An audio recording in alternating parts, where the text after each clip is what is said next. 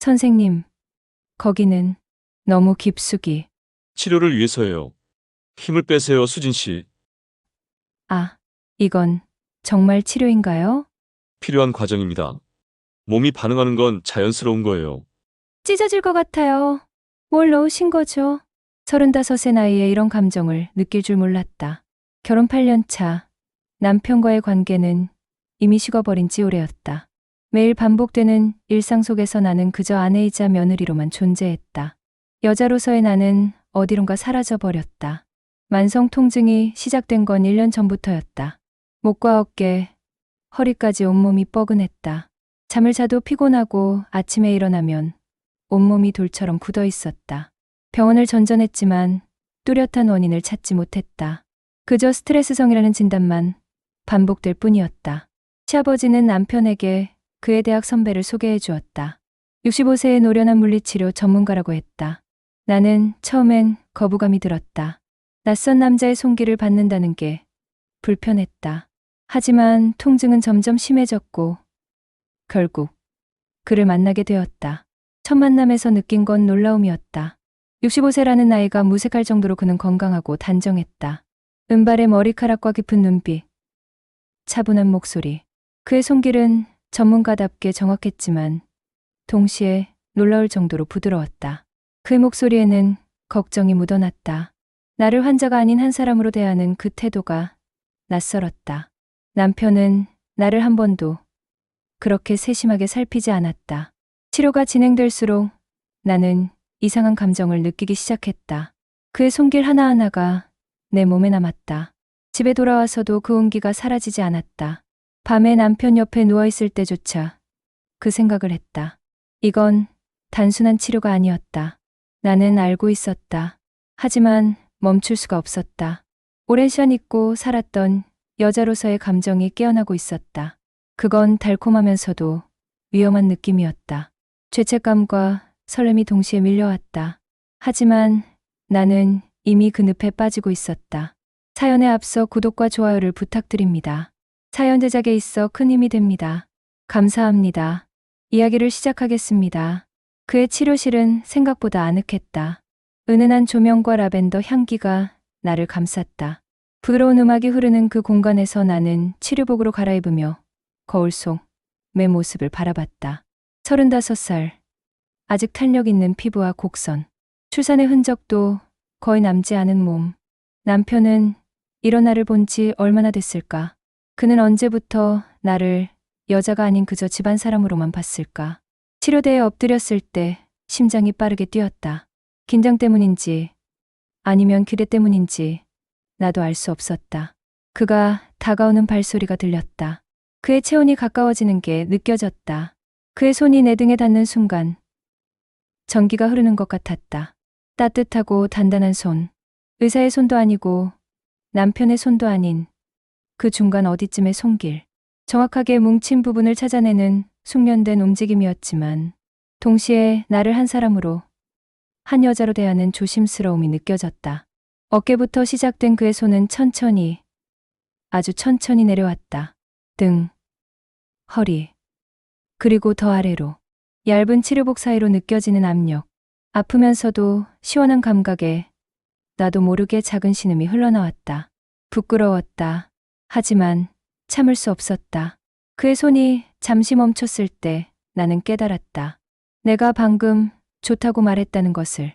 치료가 좋다는 게 아니라 그 손길이 좋다고. 그 구분을 우리 둘 다 알고 있었다. 차가운 오일이 내 등에 떨어졌을 때 온몸에 소름이 돋았다. 그리고 그의 손바닥이 그것을 천천히 문지르기 시작했다. 미끄러지는 촉감. 이전과는 완전히 다른 느낌. 손바닥 전체로 누르고 엄지로 깊이 파고들 때마다 숨이 가빠졌다. 이건 분명 치료의 영역을 넘어서고 있었다. 내 호흡이 거칠어지는 게 느껴졌다. 그도 느꼈을 것이다. 그의 손이 등 중앙을 지나 허리로 내려갈 때마다 심장이 터질 것 같았다. 이건 단순한 치료가 아니었다. 뭔가 더 깊은 곳을, 내 안에 숨겨뒀던 욕망을 건드리고 있었다. 그의 손이 허리 아래쪽을 집중적으로 눌렀을 때 나는 눈을 꼭 감았다. 골반 근처 민감한 부위, 남편도 오랫동안 만지지 않았던 그곳. 치료복이 점점 위로 말려 올라가는 게 느껴졌다. 막아야 했다. 하지만 나는 가만히 있었다. 그가 치료복을 완전히 벗으라고 했을 때 나는 잠시 망설였다. 하지만 그의 전문적인 목소리, 그 차분한 어조에 결국 동의하고 말았다. 타월로 가려준다고 했지만 그 타월은 생각보다 작았다. 등 전체가 드러났다. 창피했지만 동시에 묘한 쾌감이 있었다. 누군가에게 내 몸을 보여준다는 것. 그의 손이 이번엔 직접 내 맨살을 만졌다. 오일로 뒤덮인 따뜻한 손. 온기가 피부를 타고 온몸으로 퍼져나갔다. 그의 손이 내 등 전체를 쓸어내렸다. 어깨에서 시작해 등 중앙을 지나 허리로. 그리고 엉덩이 위쪽까지. 경계를 넘나드는 손길. 치료인지 애무인지 구분이 안 됐다. 아니, 구분하고 싶지 않았다. 내 온몸이 떨리고 있었다. 그도 느꼈을 것이다. 이런 감각을 느낀 지 얼마나 오래됐을까. 남편과의 관계는 이미 의무가 되어버린 지 오래였다. 일주일에 한 번, 아니 한 달에 한 번도 안 되는 그 짧은 시간들. 전의도 없이, 감정도 없이, 그저 해야 할 일처럼. 그의 손이 옆구리를 타고 내려갔다. 갈비뼈를 따라 천천히 민감한 부위를 스쳤을 때 나도 모르게 작은 비명이 나왔다. 부끄러웠다. 하지만 멈출 수 없었다. 시원하면서도 이상한 느낌. 몸 깊숙한 곳에서 뭔가가 깨어나고 있었다. 그의 손이 계속 움직였다. 등 전체를 마사지한 후 허리에 집중했다. 그의 엄지가 척추 양옆을 강하게 눌렀을 때 아픔과 쾌감의 경계가 무너졌다. 신음이 계속 흘러나왔다. 참으려 했지만 참을 수 없었다. 그리고 나는 그에게 계속하라고 말했다. 더 해달라고. 내가 그런 말을 했다는 게 믿기지 않았다. 하지만 진심이었다. 나는 더 원했다. 그의 손길을, 그의 관심을, 그 모든 것을. 그가 이제 다리를 하겠다고 했을 때, 치료복을 더 올려도 되냐고 물었을 때, 나는 망설임 없이 대답했다. 괜찮다고. 오히려 원한다고 말하고 싶었다. 치료복이 허벅지 중간까지 올라갔다. 그의 손이 종아리에서 시작해 천천히 허벅지로 올라왔다. 안쪽을 따라 위험한 경계선으로 손길이 점점 높이 올라갔다. 허벅지 안쪽, 가장 민감한 부분. 더 이상 치료라고 할 수 없는 영역. 하지만 나는 멈추지 않았다. 오히려 다리에 힘을 빼며 그의 손길을 받아들였다. 그의 설명은 그럴듯했다. 순환이 안 되면 통증이 재발한다고. 하지만 우리 둘 다 알고 있었다. 이건 치료가 아니라는 것을. 이건 다른 무언가라는 것을. 그의 손이 허벅지를 쓸어 올릴 때마다 나는 숨을 참았다. 천천히, 반복적으로. 오일이 흥건했다. 미끄러지는 손길. 점점 경계가 무너지고 있었다. 이성과 본능의 경계, 치료와 욕망의 경계.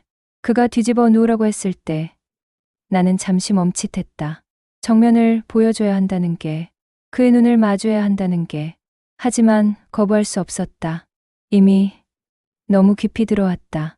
타월로 가슴을 가렸지만 다리와 배는 드러났다. 그가 다가와 내려다봤다. 정면에서 마주친 그의 눈빛. 더 이상 전문가의 눈빛이 아니었다. 한 남자가 한 여자를 바라보는 눈빛이었다. 욕망이 담긴 눈빛. 그가 내가 아름답다고 말했을 때 심장이 멎는 줄 알았다. 갑작스러운 고백. 하지만 기다리던 말이기도 했다. 남편에게서 들어본 지 얼마나 오래됐을까. 여자로서 인정받는다는 것. 그 감정이 얼마나 그리웠는지. 나는 괜찮다고 말했다. 진심이었다. 오히려 고마웠다. 나를 여자로 봐줘서. 그의 손이 이번엔 내 배에 올라왔다. 배꼽 주변을 원을 그리며 마사지했다. 점점 위로 올라갔다. 갈비뼈 아래, 가슴 바로 밑까지. 타월이 조금씩 내려가는 게 느껴졌다. 위험한 순간이었다. 이제 정말 돌이킬 수 없는 지점에 다가가고 있었다. 하지만 나는 그의 손을 막지 않았다. 오히려 더 원했다. 그의 손끝이 타월 경계를 스쳤을 때 내 호흡이 거칠어졌다. 서로의 눈이 마주쳤다. 그의 눈에도 같은 욕망이 보였다. 더 이상 말이 필요 없었다. 우리는 서로를 원하고 있었다. 그 순간 문 밖에서 인기척이 들렸다. 우리는 화들짝 놀라 멈췄다. 현실이 돌아왔다. 다음 환자가 도착한 것이다.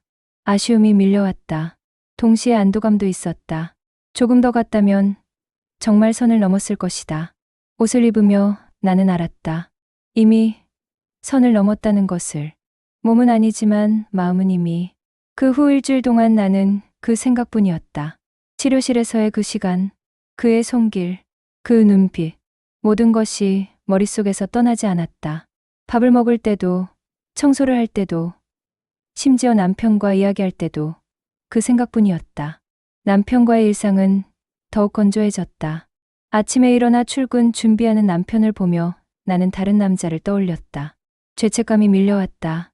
하지만 멈출 수 없었다. 오히려 남편이 멀게 느껴졌다. 8년을 함께 살았지만 지난주에 만난 그 남자가 더 가깝게 느껴졌다. 스마트폰을 들여다보며 그의 연락을 기다렸다. 하지만 일주일 동안 아무 연락이 없었다. 그도 후회하는 걸까? 아니면 나만 그런 감정을 느낀 걸까? 불안했다. 혹시 내가 오해한 건 아닐까? 그에게는 그저 평범한 치료였을까? 밤마다 뒤척이며 그를 떠올렸다. 그의 손길, 그의 목소리, 그의 눈빛. 모든 게 너무나 선명했다. 남편이 옆에서 자고 있을 때조차 나는 다른 남자를 생각했다. 이건 분명 잘못된 일이었다. 하지만 멈출 수가 없었다. 다음 치료 약속일이 다가왔다. 남편은 아무것도 모른 채 출근했고 나는 평소보다 더 신경 써서 옷을 골랐다. 치료복으로 갈아입을 건데 왜 이렇게 고민하는지 속옷도 신경 써서 골랐다. 누가 볼 것도 아닌데. 아니, 혹시 모르니까. 거울 앞에서 몇 번이나 확인했다. 화장도 평소보다 진하게 했다. 향수도 뿌렸다. 치료받으러 가는 건데 왜 이러는지 스스로도 우스웠다. 하지만 멈출 수 없었다. 치료실에 도착했을 때 심장이 터질 것 같았다. 그는 이미 나를 기다리고 있었다. 나를 보는 그의 눈빛이 달랐다. 지난번과는 다른 더 강렬한 눈빛. 그도 나를 생각했다는 걸 알았다. 그의 목소리에서, 표정에서 느껴졌다. 우리는 서로를 그리워했다. 일주일이라는 시간이 너무 길었다. 그가 조심스럽게 물었다. 남편과의 관계가 어떠냐고. 갑작스러운 질문에 당황했지만 동시에 기뻤다. 그도 나에게 관심이 있다는 증거니까. 나는 솔직하게 답했다. 좋지 않다고. 이미 몇 년째 그냥 의무처럼 지내고 있다고. 사랑은 없고 정도 없고 그저 습관처럼 함께 사는 거라고. 그의 표정이 복잡해졌다. 그도 자신의 이야기를 했다. 아내를 5년 전에 잃었다고. 그 후로 혼자 살고 있다고. 외롭다고. 우리는 서로를 이해했다. 외로움을 아는 사람끼리의 교감. 말하지 않아도 느껴지는 공감. 그게 우리를 더 가깝게 만들었다. 그가 오늘은 자기 집에서 치료하자고 제안했다. 병원보다 더 편한 환경이라고. 위험한 제안이었다. 나도 알고 있었다. 하지만 거절하지 않았다. 오히려 원했다. 그와 단둘이 있고 싶었다. 그의 집은 조용한 주택가에 있었다. 2층 집으로 들어서자 깔끔하게 정돈된 공간이 눈에 들어왔다. 혼자 사는 남자의 집치고 너무 깨끗했다. 세심한 사람이라는 게 느껴졌다. 치료실은 2층에 있었다. 전문 장비들이 갖춰진 작은 방. 하지만 병원과는 분위기가 완전히 달랐다. 더 사적이고 은밀한 공간. 누가 방해할 일도 없는 곳. 그가 말했다. 여기는 특별한 환자들만 오는 곳이라고. 그의 말에 가슴이 두근거렸다. 나는 그에게 특별한 존재였다. 그 생각만으로도 행복했다. 치료가 시작되었다. 하지만 이번에는 처음부터 분위기가 달랐다. 병원이 아니라는 것. 우리 둘뿐이라는 것. 모든 게 달랐다. 그의 손길이 더 대담했다. 더 깊이, 더 천천히, 더 오래. 경계를 넘나들었다. 나도 저항하지 않았다. 오히려 받아들였다. 원했다. 그가 새로운 오일을 가져왔다. 특별한 오일이라고. 체온을 높이고 감각을 예민하게 만드는 성분이 들어있다고. 오일이 피부에 닿자 정말로 따뜻함이 퍼져나갔다. 그리고 이상한 감각. 온몸이 민감해지는 느낌. 그의 손이 그 감각을 따라 움직였다. 천천히, 아주 천천히, 매 순간을 음미하듯이 등에서 시작된 손길이 옆구리를 타고 내려갔다. 허리를 지나 엉덩이로 경계 없이 움직였다. 이번에는 타올도 없었다. 완전히 드러난 채로. 부끄러웠다. 하지만 동시에 해방감이 있었다. 숨길 게 없다는 것. 있는 그대로의 내 모습을 보여준다는 것. 그의 목소리가 귓가에 속삭였다. 긴장을 풀라고, 그에게 맡기라고. 나는 눈을 감고 그의 말에 따랐다. 온전히 그에게 나를 맡겼다. 그의 손길이 점점 대담해졌다. 더 이상 치료라고 할 수 없는 영역. 하지만 나는 거부하지 않았다. 오히려 더 원했다. 이런 감정을 느낀 지 너무 오래되었다. 여자로서 인정받고 원해지는 느낌. 시간이 얼마나 지났을까? 정신을 차렸을 때 나는 그의 품에 안겨 있었다. 우리는 서로를 바라봤다. 말없이. 하지만 모든 걸 이해하고 있었다. 그가 말했다. 이러면 안 되는 거 안다고. 하지만 멈출 수가 없다고. 나도 같은 마음이었다. 우리의 고백은 솔직했다. 더 이상 숨길 필요가 없었다. 그가 내 얼굴에 손을 올렸다. 조심스럽게 머리카락을 쓸어넘겼다. 65세라는 나이가 무색할 정도로 그의 손길은 부드러웠다. 젊은 남자들의 거친 손길과는 달랐다. 경험에서 오는 여유가 있었다. 그가 내가 아름답다고 말했다. 진심으로. 나는 고마웠다. 오랜만에 듣는 말이었다. 남편은 언제부터 나를 여자로 보지 않았을까? 그저 아내이자 며느리로만. 하지만 이 남자는 나를 여자로 봐주었다. 그것만으로도 충분히 설렜다. 우리는 천천히 가까워졌다. 경계가 무너지는 순간. 하지만 그때 내 핸드폰이 울렸다. 남편이었다. 순간 현실로 돌아왔다. 남편의 목소리가 나를 다시 현실로 끌어당겼다. 저녁에 보자고. 나는 얼버무리며 대답했다. 전화를 끊고 나는 그를 바라봤다. 미안하다고 말했다. 하지만 그도 미안하다고 했다. 너무 서둘렀다고. 우리는 서먹하게 옷을 정리했다.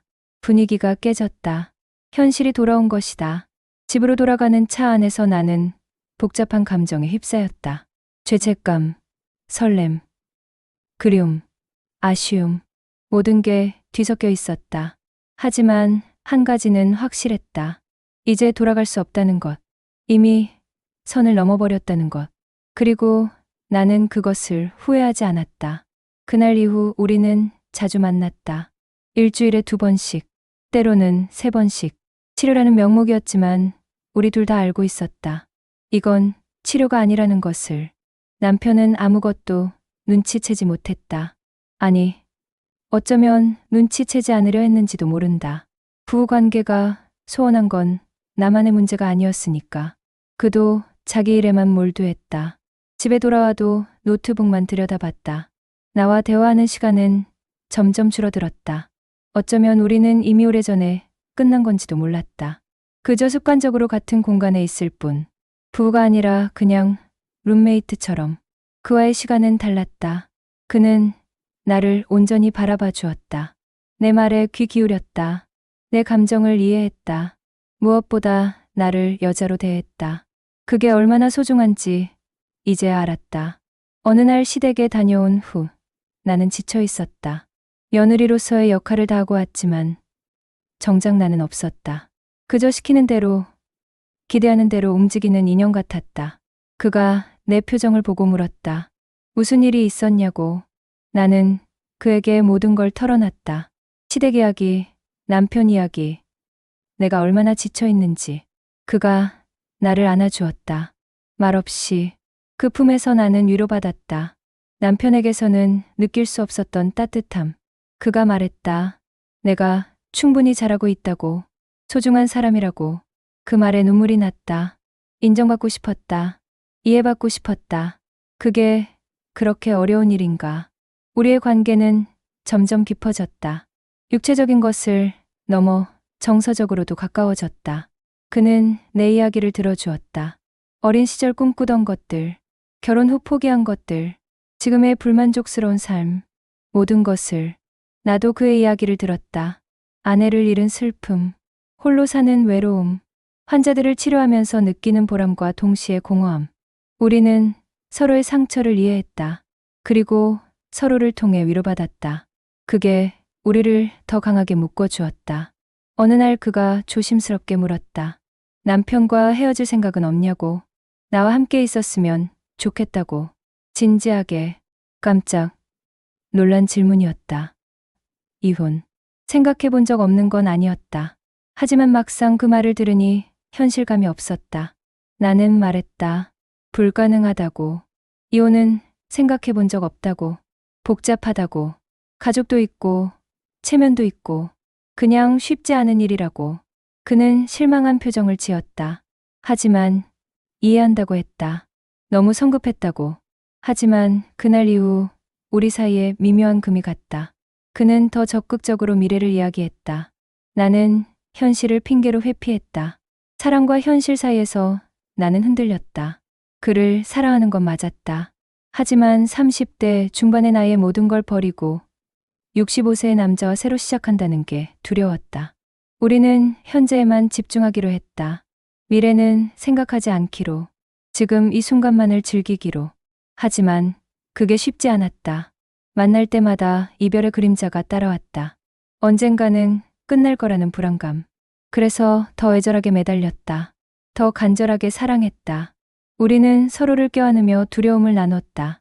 하지만 해결책은 없었다. 죄책감은 날마다 쌓여갔다. 남편을 볼 때마다 가슴이 아팠다. 그는 여전히 나를 믿고 있었다. 의심하지 않았다. 그게 더 고통스러웠다. 그를 속이고 있다는 사실. 거짓말 위에 쌓인 관계. 하지만 그와의 시간은 포기할 수 없었다. 그게 나를 살아있게 했다. 여자로서의 정체성을 되찾게 해주었다. 어느 날 남편이 말했다. 요즘 표정이 좋아졌다고. 치료 효과가 있나 보다고. 나는 고개를 끄덕였다. 그 말에 가슴이 찢어지는 것 같았다.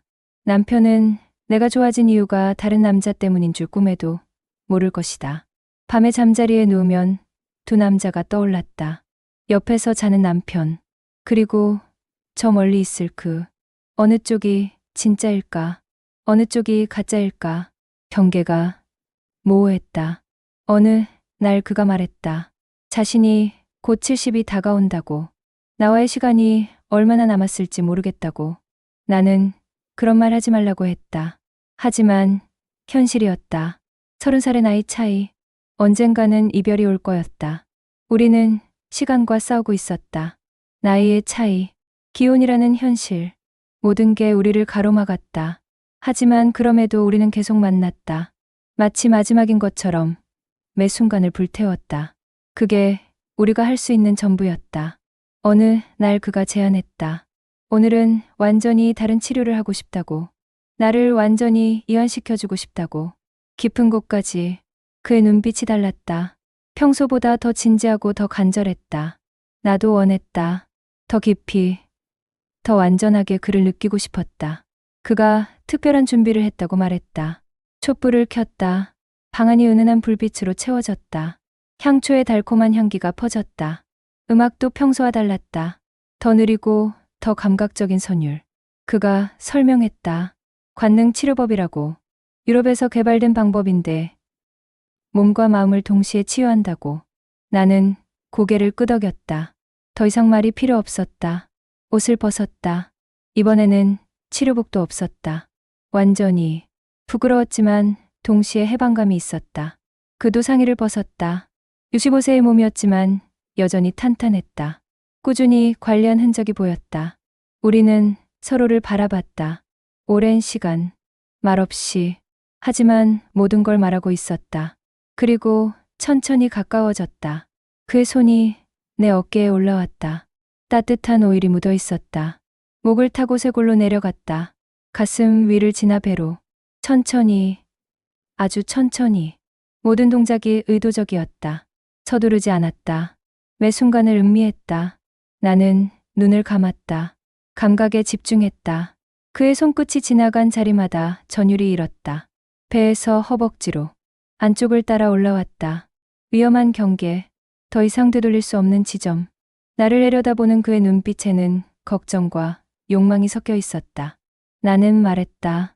괜찮다고, 계속하라고. 내 허락에 그의 손이 더 깊이 들어왔다. 금기의 영역.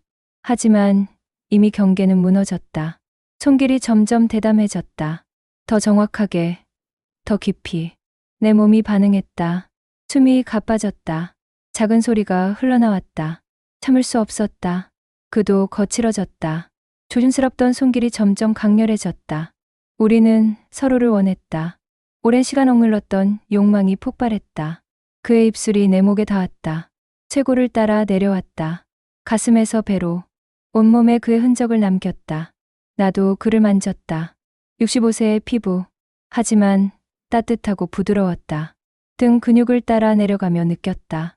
그의 체온을, 심장 박동을. 우리는 하나가 되어갔다. 천천히, 깊이. 모든 경계가 사라졌다.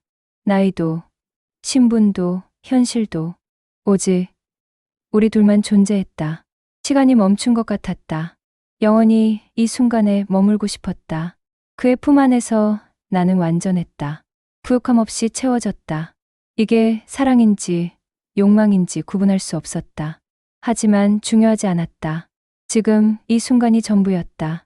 얼마나 지났을까? 우리는 서로를 아는 채 누워 있었다. 땀으로 젖은 몸, 거친 숨소리, 그리고 깊은 만족감. 그가 속삭였다. 사랑한다고. 나도 대답했다. 나도 사랑한다고. 진심이었다. 이 나이에 이런 감정을 느낄 줄 몰랐다. 하지만 진짜였다. 그를 향한 내 마음은 진심이었다. 우리는 말없이 서로를 껴안았다. 현실이 돌아오는 게 두려워서, 이 순간이 끝나는 게 싫어서. 하지만 시간은 흘렀다. 핸드폰 알람이 울렸다. 집에 갈 시간, 현실로 돌아갈 시간. 나는 그에게 물었다. 후회하냐고. 그는 고개를 저었다. 절대 아니라고. 나도 같았다. 우리는 천천히 옷을 입었다. 말없이. 거울에 비친 내 모습은 달라 보였다. 더 빛나고 더 살아있었다. 집으로 가는 길 내내 그 감촉이 남아있었다. 그의 손길, 입맞춤, 모든 것. 씻어도 지워지지 않는 기억. 남편을 마주했을 때 죄책감이 밀려왔다. 하지만 동시에 후회는 없었다. 그와의 시간은 내 삶에서 가장 빛나는 순간이었다. 그걸 부정할 수 없었다. 밤에 남편 옆에 누워서 나는 그를 떠올렸다. 조금 전까지 함께였던 남자. 30살이나 많지만 나를 이렇게 행복하게 해준 남자. 잠들기 전 마지막 생각도 그였다. 내 인생에 이런 사람이 있다는 게 감사했다. 비록 금지된 사랑이지만 우리의 관계는 3개월째 이어졌다. 일주일에 2~3번씩 만났다. 남편은 여전히 의심하지 않았다. 치료받으러 간다는 말을 그대로 믿었다. 하지만 완벽한 비밀은 없다. 어느 날 시어머니가 갑자기 집에 오셨다. 표정이 심각했다. 가슴이 철렁했다. 혹시 우리 일을 눈치챈 걸까? 시어머니는 남편 이야기를 꺼냈다. 요즘 이상하다고. 퇴근도 늦고 주말에도 자주 나간다고. 나는 일 때문이라고 둘러댔다. 하지만 시어머니는 고개를 저으셨다. 뭔가 이상하다고. 시어머니가 돌아가신 후 나는 한동안 멍하니 앉아 있었다. 불안감이 밀려왔다. 언젠가는 들킬 거라는 두려움. 그날 저녁 남편이 일찍 들어왔다. 어머니가 다녀가셨냐고 물었다. 나는 고개를 끄덕였다. 남편은 아무렇지 않게 넘어갔다. 나는 그에게 문자를 보냈다. 당분간 만나기 어려울 것 같다고.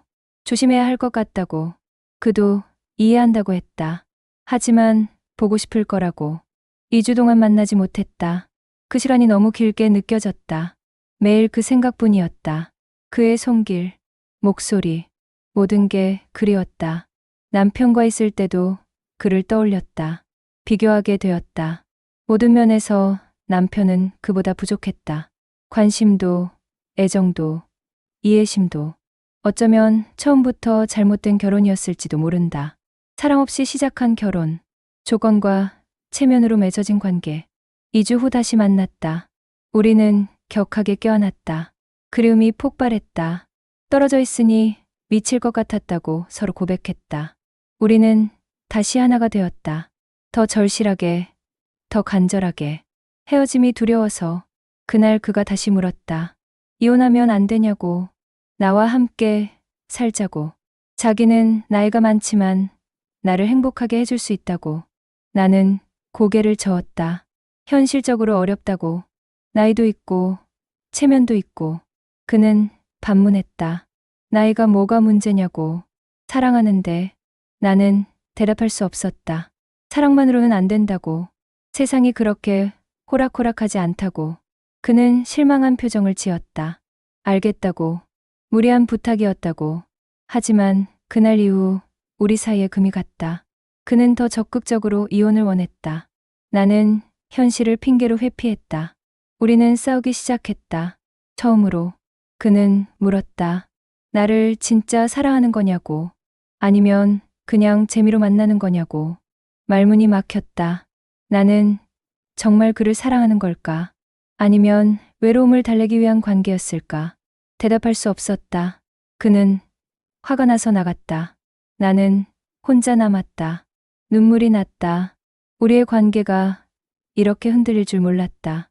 며칠 동안 연락이 없었다. 나는 불안했다. 이대로 끝나는 걸까?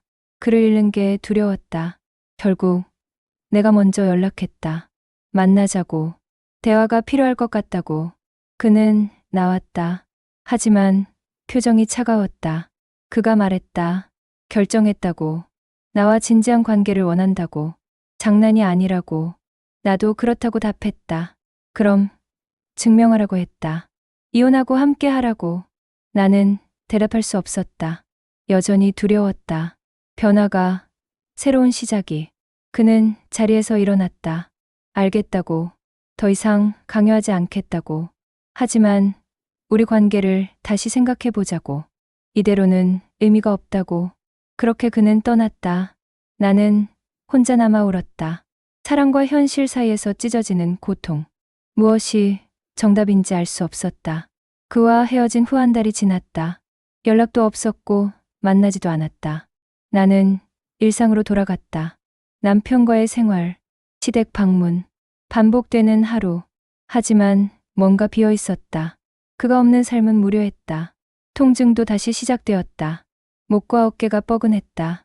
마음의 통증이 몸으로 나타났다. 남편이 다른 치료사를 찾아보겠다고 했다. 나는 거절했다. 사실 다른 치료사를 찾을 생각이 없었다. 그가 아니면 의미가 없었다. 어느 날 대학 동창에게서 연락이 왔다. 모임이 있다고. 망설였지만 결국 나갔다. 오랜만에 만난 친구들과 이야기를 나누다가 한 친구가 말했다. 물리치료센터 이야기였다. 그 동네에 새로 생긴 곳이 있다고. 실력이 좋다고. 하지만 소문이 이상하다고. 내 귀가 번쩍 떴다. 그 동네, 그가 사는 곳이었다. 친구는 계속 말했다. 65세 정도 되는 원장이 유부녀들만 받는다고. 치료가 이상하다고. 자기 친구가 다녔는데 경계를 넘는 것 같았다고. 심장이 쿵쾅거렸다. 설마. 집에 돌아와 인터넷을 검색했다. 그 센터, 이름, 리뷰들이 있었다. 대부분 좋은 평가. 하지만 몇몇 후기가 눈에 띄었다. 처음엔 좋았는데 나중에 이상했다고. 경계를 넘는 것 같았다고. 치료라고 하지만 손이 떨렸다. 설마 나만 그런 게 아니었을까. 더 검색했다. 그의 이름으로 여러 글들이 나왔다. 커뮤니티에 올라온 글들. 조심하라는 경고들. 유부녀들을 타깃으로 한다고. 치료라는 명목으로. 눈앞이 캄캄했다. 나는 특별하다고 생각했다. 그가 나를 사랑한다고 믿었다. 하지만 나는 그냥 그의 패턴 중 하나였을 뿐이었다. 모든 게 계획이었다. 아늑한 치료실, 특별한 오일, 관능 치료법, 집으로의 초대, 모든 게 그의 수법이었다. 나만을 위한 게 아니었다. 여러 여자들에게 반복된 패턴, 구역질이 났다. 화장실로 뛰어가 토했다. 배신감, 수치심, 분노, 모든 감정이 뒤섞였다. 며칠 동안 아무것도 할 수 없었다. 집에만 틀어박혀 있었다. 남편이 걱정했다. 나는 그냥 피곤하다고 했다. 하지만 마음은 너덜너덜해져 있었다. 일주일 후 그에게 문자를 보냈다. 만나야겠다고. 할 말이 있다고. 우리는 카페에서 만났다. 그는 여전히 차분했다. 하지만 나는 달랐다. 나는 물었다. 나한테만 그런 게 아니지. 다른 여자들도 있지. 치료라는 명목으로. 그의 표정이 굳었다. 침묵이 흘렀다. 긴 침묵. 나는 말했다. 부인할 수 없나 보다고. 그가 한숨을 쉬었다. 변명은 안 하겠다고. 눈물이 났다. 나는 특별한 줄 알았다고. 그가 나를 사랑하는 줄 알았다고. 그는 말했다. 사랑했다고. 진심으로. 하지만 나만은 아니었다고. 나는 자리에서 일어났다. 다시는 연락하지 말라고. 그가 내 이름을 불렀다. 하지만 나는 돌아보지 않았다. 더 이상 듣고 싶지 않았다. 카페를 나왔다. 눈물이 멈추지 않았다. 3개월 동안의 모든 순간들, 그렇게 아름답다고 생각했던 기억들, 모든 게 거짓이었다. 더러운 거래였다. 집에 돌아와 샤워를 했다. 그의 흔적을 지우고 싶었다. 피부가 빨개지도록 문질렀다. 하지만 기억은 지워지지 않았다. 그날 밤 남편이 나를 안았다. 오랜만이었다. 남편은 사랑한다고 말했다. 나도 대답했다. 나도. 하지만 거짓말이었다. 사랑하지 않았다. 어쩌면 처음부터 사랑한 적 없었을지도. 하지만 이게 내 현실이었다. 도망칠 수 없는 현실. 며칠 후 시어머니에게서 연락이 왔다. 그 물리치료 센터 이야기였다. 문제가 있나 보다고. 뉴스에도 나왔다고. 여러 여성들이 고소했다고. 성추행 혐의로. 심장이 멎는 줄 알았다. 나도 그 피해자 중 하나였다. 하지만 말할 수 없었다. 내가 합의했으니까. 내가 원했으니까. 시어머니는 물었다. 나는 괜찮았냐고. 나는 고개를 끄덕였다. 괜찮았다고. 다행이라고 시어머니가 말했다. 하지만 괜찮지 않았다. 마음은 산산조각 났다. 한 달 후 그 센터는 문을 닫았다. 그는 다른 지역으로 떠났다고 들었다. 나는 일상으로 돌아왔다. 남편과의 생활, 아무 일 없었던 것처럼. 하지만 내 안에 뭔가는 영원히 변해버렸다. 사랑이라고 믿었던 것, 특별하다고 생각했던 관계, 모든 게 환상이었다. 나는 바보였다. 30대 중반의 나이에 그런 환상에 빠져 허우적댔다. 대가는 컸다. 깊은 상처와 씻을 수 없는 수치심. 하지만 인정해야 했다. 내가 선택한 길이었다. 내가 원했던 일이었다. 비록 그가 거짓말쟁이였어도 내 마음은 진심이었다. 그게 더 아팠다. 진심으로 사랑했는데 상대는 그렇지 않았다는 사실. 시간이 흘렀다. 상처는 아물었지만 흉터는 남았다. 남편과의 관계는 계속되었다. 사랑 없이. 그저 습관처럼. 이게 내 운명인가 보다. 1년이 지났다. 이제는 그를 떠올려도 아프지 않다. 분노도 사라졌다. 남은 건 허무함 뿐이다. 36이 되었다. 1년 전보다 더 성숙해졌을까? 아니면 그냥 더 지쳐버린 걸까? 남편과의 관계는 여전히 무료하다. 하지만 이제는 기대하지 않는다. 사랑을 바라지 않는다. 그저 함께 사는 동반자일 뿐이다. 가끔 그와의 시간을 떠올린다. 그 손길, 그 목소리, 그 모든 순간들. 거짓이었지만 그때만큼은 진짜로 살아있었다. 여자로서 인정받았다. 원해졌다. 그게 얼마나 달콤했는지 이제는 알고 있다. 그런 사랑은 환상이라는 것을.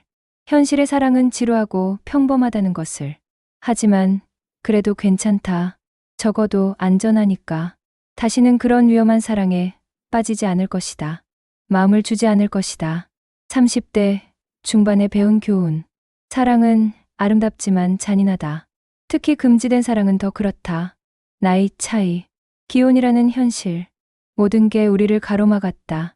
하지만 진짜 문제는 그게 아니었다. 그의 거짓말. 나는 그 여러 여자 중 하나였다.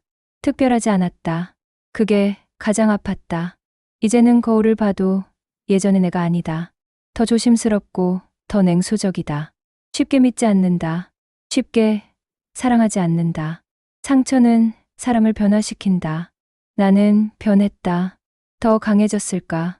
아니면 그냥 더 차가워진 걸까? 모르겠다. 하지만 한 가지는 확실하다. 다시는 그런 바보가 되지 않을 것이다. 사랑에 눈먼 바보, 현실을 보지 못한 바보. 남편은 여전히 아무것도 모른다. 내가 다른 남자를 사랑했다는 것, 배신했다는 것. 어쩌면 그게 다행인지도 모른다. 알았다면 우리는 끝났을 테니까. 그래서 나는 침묵한다. 이 비밀을 가슴에 묻는다. 평생. 이게 내 벌이다. 사랑의 대가, 금기를 넘은 대가. 하지만 후회는 하지 않는다. 아니, 후회하고 싶지 않다. 그 시간만큼은 진짜로 살았으니까. 비록 거짓이었어도 내 마음은 진심이었으니까. 그걸로 충분하다. 이제는 앞을 보며 살 것이다. 과거에 매달리지 않을 것이다. 30대 중반. 아직 인생은 남았다. 새로운 시작을 할 수 있을까? 모르겠다. 하지만 시도는 해볼 것이다. 더 나은 사람이 되기 위해, 더 현명한 여자가 되기 위해 그와의 기억은 깊은 곳에 묻어둘 것이다. 꺼내지 않을 것이다. 그렇게 살아갈 것이다. 이게 내 선택이다. 제 사연을 들어주셔서 감사합니다. 여러분들의 자유로운 의견들을 댓글로 달아주세요. 저에게 큰 지혜가 됩니다.